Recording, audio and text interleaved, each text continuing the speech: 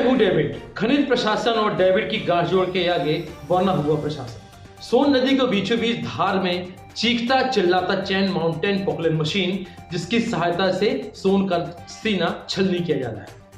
बात करते हैं बीते जनवरी यानी नए साल के पहले सप्ताह से ही मध्य प्रदेश सरकार ने रेत ठेका सहकार ग्लोबल कंपनी के जरिए जिले की जनता को न्यूनतम दर में रेत आपूर्ति करने की एक अनुकरणीय सराहनीय प्रयास किया।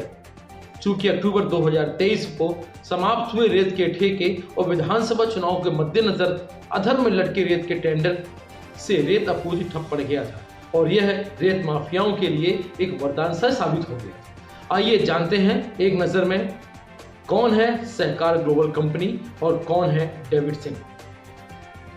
हम जिले की जनता और अफसरों को बता दें कि जब देश की आर्थिक राजधानी मुंबई की 2011 में 30 करोड़ से कारोबार शुरू करने वाली कंपनी ने महज 10 साल में ही 2100 करोड़ का कारोबार करा।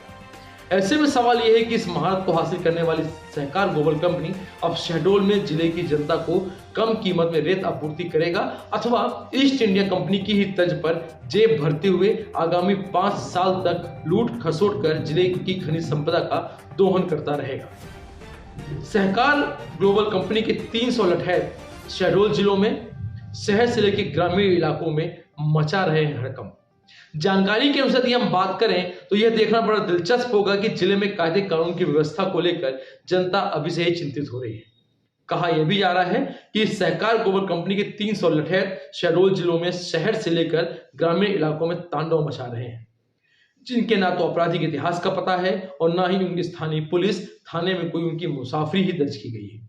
आखिर ये लोग हैं कौन? दरअसल हाल ही में हुई है एक एफआईआर इस बात का प्रमाण है कि वैध रेता कंपनी आपराधिक पृष्ठभूमि के लोगों को चुन चुनकर अन्य जिलों से भर्ती करके रखा हुआ है, ताकि जिन्हें देखते ही आदिवासी अंचल के भोले भाले सहमे लोग हथियारबंद लोगों का काफिला दिखाकर डराकर धमकाकर अपना डंका बजाकर वहां पर रेत उत्खनन का कार्य तेजी से किया जा सके। दहशतगर्दी फैलाने के चक्कर में जाने अब तक कई बड़े वारदात अंजाम दे चुकी हैं, जो कि पुलिस की निगाहों से बचे हुए हैं।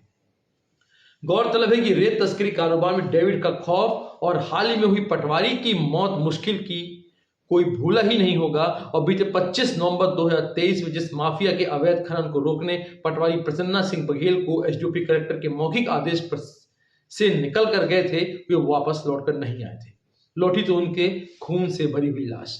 जिले में रेत के इस कदर खूनी खेल खेला जाएगा, रेत माफियाओं का जलजला क्रूरता भरा चेहरा इस तरह सामने आएगा, यह किसी ने सोचा भी नहीं था।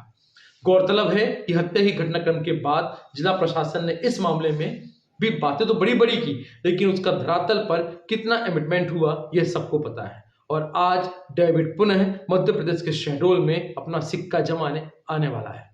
सीधी का रहने वाला तथाकथित रेत माफिया डेविड सिंह का नाम सबसे पहले सुर्खियों में तब आया जब बतलाया गया कि लगभग एक दशक से डेविड सिंह नामक रेत तस्कर ने शहडोल सिंगरौली की सीमावर्ती इलाकों में अवैध रेत खदानों, वैध रेत ठेकेदार से ट्यूनिंग के चलते बिहारी, देवलौन, रामनगर, गोविंदगढ़, रीवा और सतना से लेकर आजमगढ़ तक बेधड़क रेत आपूर्ति करने में माहिर है।